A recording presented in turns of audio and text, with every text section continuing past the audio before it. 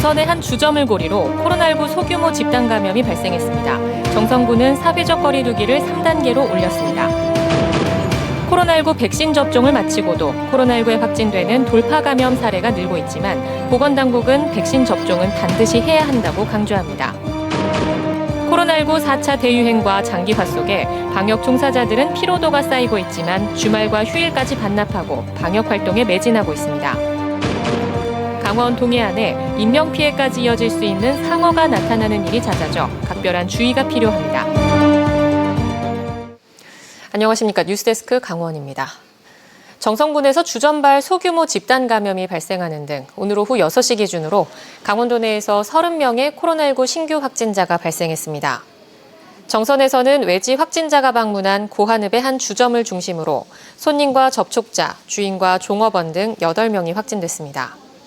강릉에서는 확진자의 접촉자를 중심으로 6명이 확진됐고 인제에서는 외국인 20대 부부가 확진 판정을 받았습니다. 이 밖에 원주 8명, 동해 2명, 춘천, 횡성, 평창, 삼척에서 각각 1명씩 나왔습니다. 강원도 내 누적 확진자 수는 4,895명으로 늘었습니다. 정선의 한 주점을 매개로 코로나19 확진자가 무더기로 발생했습니다. 이 주점을 다녀간 다른 지역 확진자가 감염 원인으로 추정되는데 강원랜드 직원들까지 감염돼 파장이 큽니다. 조규환 기자입니다. 정선군 고한읍의 한 주점이 문을 굳게 닫았습니다. 이 주점 주인과 직원이 오늘 코로나19에 모두 확진된 것입니다. 지난 7일 이곳을 다녀간 손님 2명이 어제 태백에서 확진됐는데 주점 주인과 직원도 접촉자로 분류돼 검사를 받은 뒤 양성 판정을 받았습니다. 보건당국은 이들 모두 지난 5일 주점을 먼저 방문한 충북 청주와 경기도 용인 확진자로 인해 감염된 것으로 추정하고 있습니다. 방문객들이 무증상으로 오셨다가 지역 주민이 감염되고 업소에서 또 다른 분들이 감염되는 사례가 있어서 두렵고요.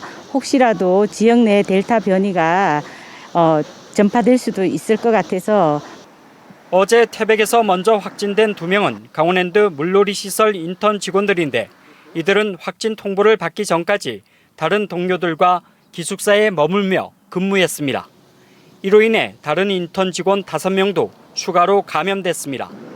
강원랜드는 이들 동선과 겹치는 직원 380여 명을 검사하고 내일까지 물놀이 시설을 닫기로 했습니다.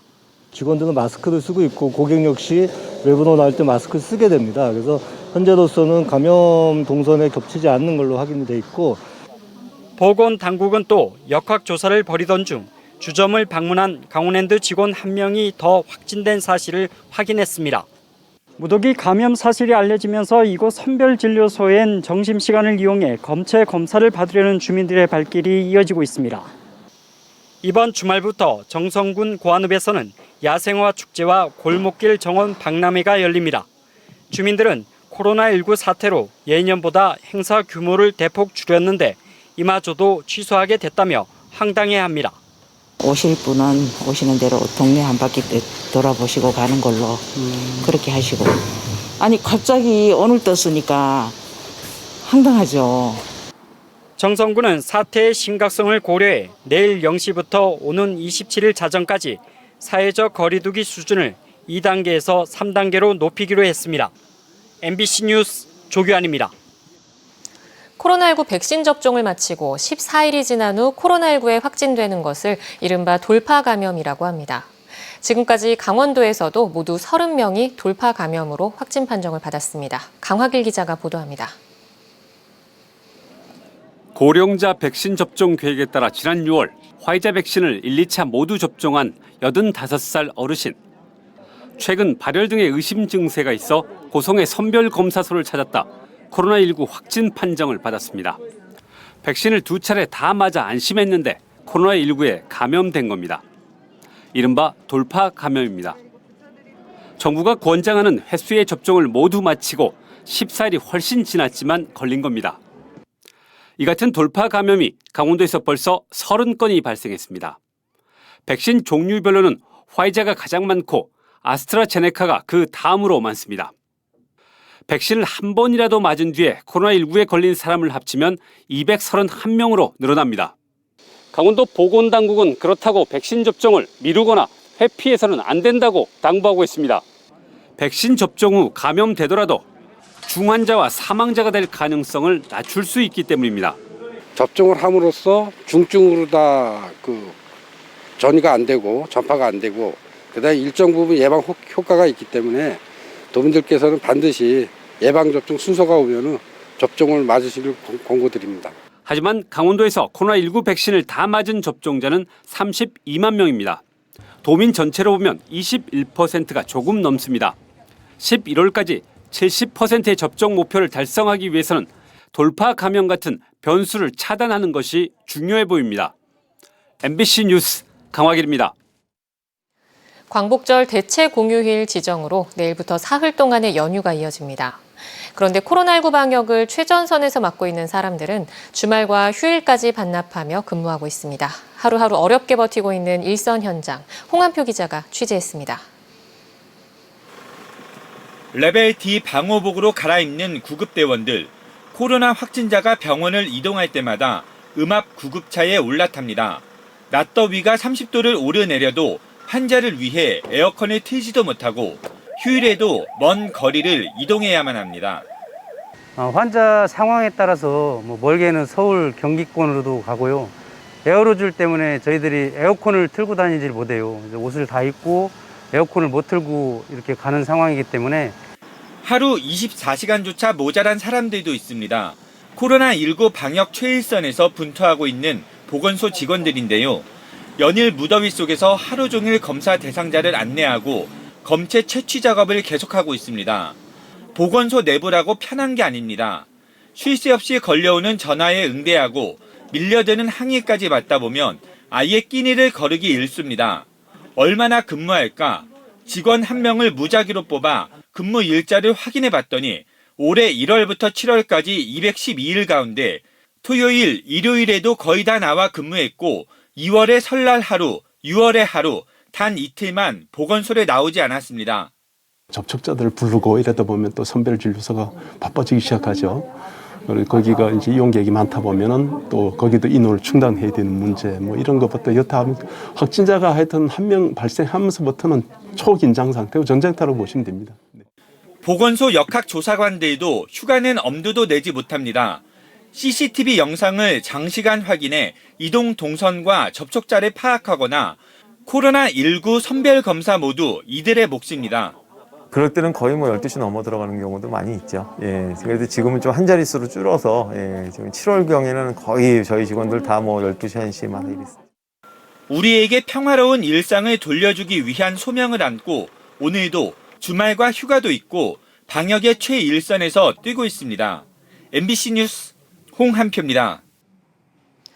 강원 동해안의 상어 출현이 잦아지고 있습니다. 기후변화로 인한 수온 상승이 원인으로 추정되는데 주의가 필요해 보입니다. 이용 기자가 보도합니다.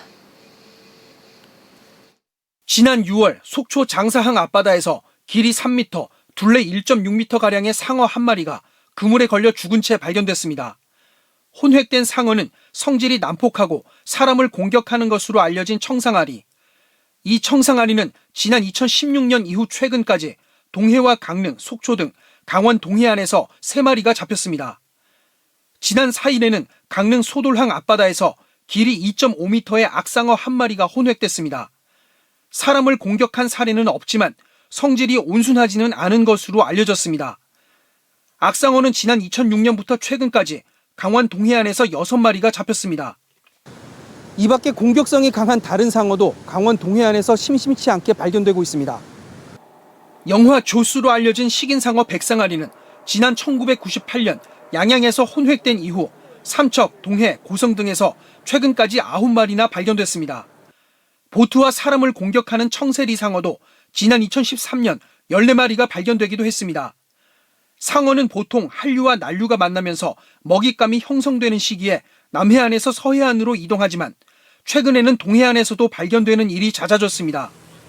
온난화에 따른 수온 상승 영향 때문으로 추정됩니다. 아래쪽에 상어는 온대 지역에서 살지만 기본적으로 좀 따뜻한 바다에 많이 살기 때문에 바닷물이 이렇게 따뜻해지면서 조금 증가하는 추세가 있는 것은 분명해요. 해경은 상어가 발견된 해역을 중심으로 순찰을 강화하는 한편 어민과 피서객들의 주의를 당부하고 있습니다.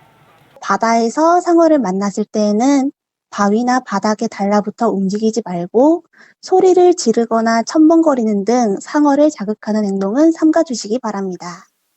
지난 60여 년간 국내에서는 6명이 상어에 물려 숨졌습니다. MBC 뉴스 이용입니다.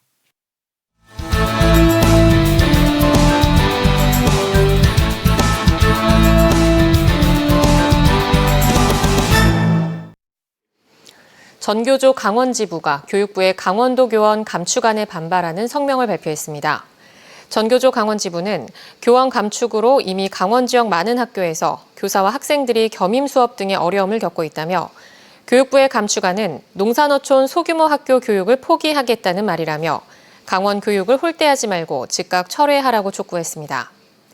교육부는 올해 강원도 초등교원 선발 인원을 지난해보다 38% 감소한 103명으로 줄였고 유치원 교원의 경우 절반 이상 줄였으며 중등교원은 올해 121명을 감축한 데 이어 내년에도 91명 감축안을 통보했습니다. 속초시가 일본 경찰 주재소 책임자로부터 일제 침략 등에 관한 사죄를 받아낸 대포 만세운동을 기념한 박물관을 개관했습니다. 속초시는 대포동 옛 대포항 개발 사업소를 2억 원을 들여 새로 단장한 뒤 대포 만세운동의 과정과 독립운동가 등의 애니메이션, 시각물 등을 전시하는 대포 만세운동 기념관의 문을 열었습니다. 대포 만세운동은 고종 황제의 장례식인 인산식에 참석했다가 독립선언서를 버선 속에 숨겨온 이석범 선생이 동생 이국범 선생 등과 만세운동을 계획하고 당시 만세운동 대열에 합류한 시민이 일본 경찰 주재소를 찾아가 시위를 벌여 당시 주재소 책임자로부터 사과 등을 받아낸 역사적 사실입니다. 코로나19 확산으로 중단됐던 플라이강원 양양 대구 노선이 10개월 만에 다시 열렸습니다. 플라이강원은 오늘 새로 도입한 2호기를 투입해 양양 대구 노선 운항에 들어갔고 10월까지 매주 금요일부터 월요일까지 주 4회 운항한다고 밝혔습니다. 양양공항에서 출발 시각은 금요일과 토요일은 오전 8시 20분, 일요일과 월요일은 오후 6시 25분입니다. 동해시 옛 부곡동 주민센터가 청소년 전용 상담복지센터로 활용됩니다.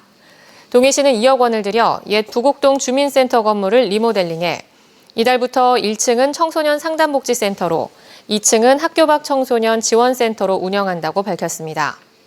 청소년 상담 복지센터와 학교 밖 청소년 지원센터는 2010년부터 천곡동 생활문화센터 건물을 이용해 왔습니다.